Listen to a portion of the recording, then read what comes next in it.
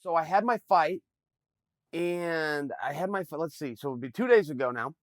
And I've stayed in New York because I'm going to head out to London. Bellator's got a big event out in London. Flying out there with the whole family, going to call that event. Very much looking forward to it, but I'm giving you guys an excuse as to why I'm dropping a bit of a pre-record. So please excuse me, but so much going on. Let me start with myself, if I may. I've been out in New York. I had a good weight cut. I haven't been down to 205. 205 is a very good weight class for me. It is not too low by any means. However, I've spent the last 20 months at heavyweight. I was in the Grand Prix, and I got the call for the Grand Prix. Then I finally had my fight, which was in January of last year. In October of last year, I got eliminated from the Grand Prix. I didn't know what weight they were going to put me at. And there was talk maybe of me versus Mitrione, or me and Josh Barnett. I was hearing these different conversations.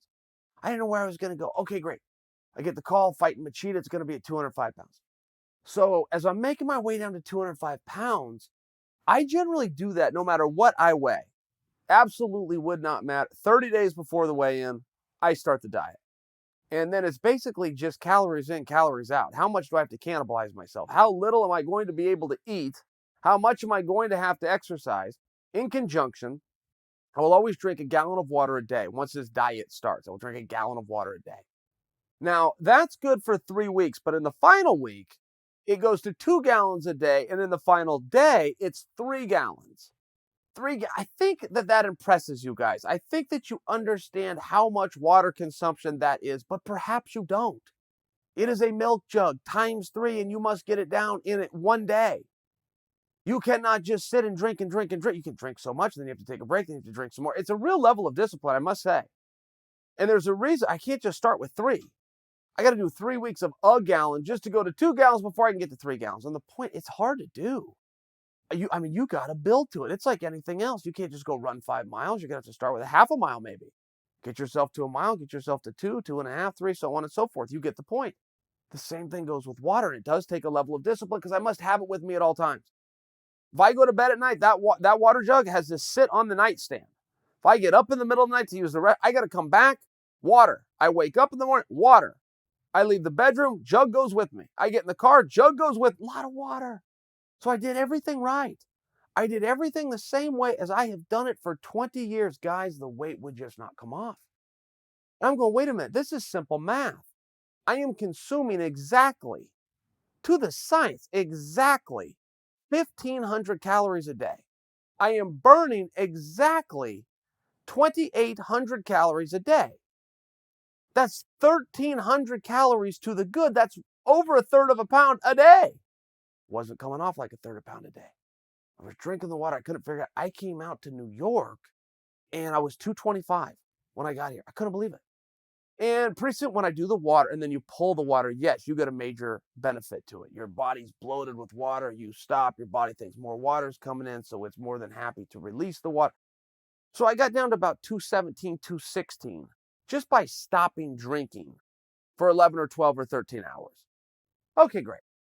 But now I'm still 216. I got to weigh 206.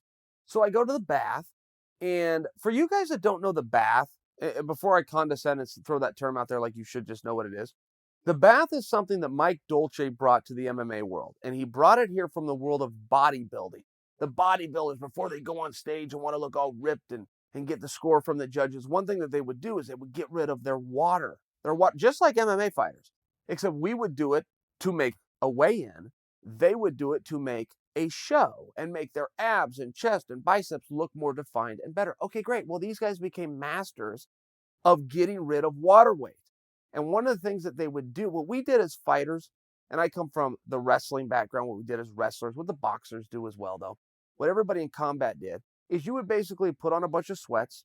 You would put on something known as plastics, which is quite literally a plastic pair of pants and a plastic top. What that would do is it would stop any body heat from being released, thus making you sweat much, much more. You put on your plastic, you go work out.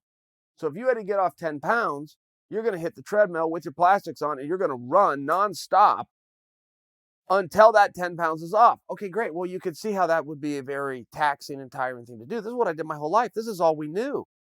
Then as you get more advanced, you get into like a college situation. They had something known as a sauna, where you could go into a sauna where the temperature is 200 degrees. You could sit there in your underwear or less, and you're just sweating the water weight out. Again, physically, a lot less energy being exerted, but a very taxing environment. So when Mike Dolce brings over the bath, what the bath means, you're going to take a bath. As hot of water as you would take if you were just relaxing in the tub. I'm not a tub guy, I'm a shower guy. But if you were a tub guy, no hotter than that, then you're going to put in a combination. 3 bags of Epsom salt, 2 bottles of green rubbing alcohol, and before you get in, you're going to cover your body in Abilene. And Abilene is simply a makeup remover. You can find it at any, I think I get mine at Walmart. I get this whole thing out like a Walmart, a CVS type thing. They're all side by side by side.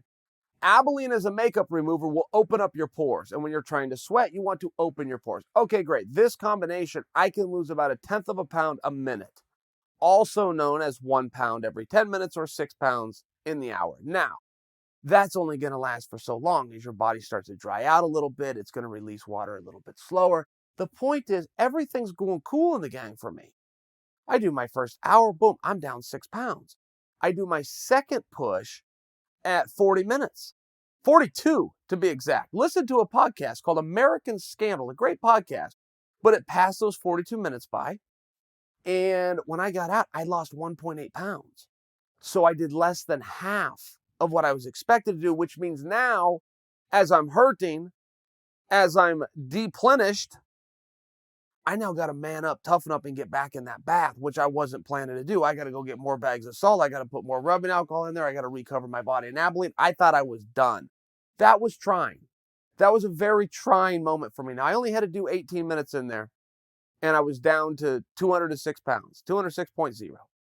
But it was a tough spot, and I don't know what the cause of that was. I don't know if that's something with age. I don't know if I did a miscalculation somewhere. And I don't know if it was just a simple case that I have not been down to 205 pounds in a meaningful period of time, and my body just wasn't ready to release some of that excess water weight. At any rate, make weight. Okay, great. Come back to the room, and I'm having a nice enough day. But I do have an absolute tradition that dates back to 2009 with my mother, who has never missed a single one of my fights, that I will have a club sandwich, French fries, side of ranch, and a Coca-Cola big enough to swim in. That is my post-weigh-in meal. Well, for the loyal listeners of this show, I have told you before the horror stories of the TikTok Diner. The TikTok Diner is in the basement of the New Yorker, which is the hotel that we stay at, and for reasons unknown, as nice of a hotel as it is, they only use the TikTok Diner as their level of room service. It's terrible. I have no idea how these guys are even in business. They're not even friendly in addition to having terrible food.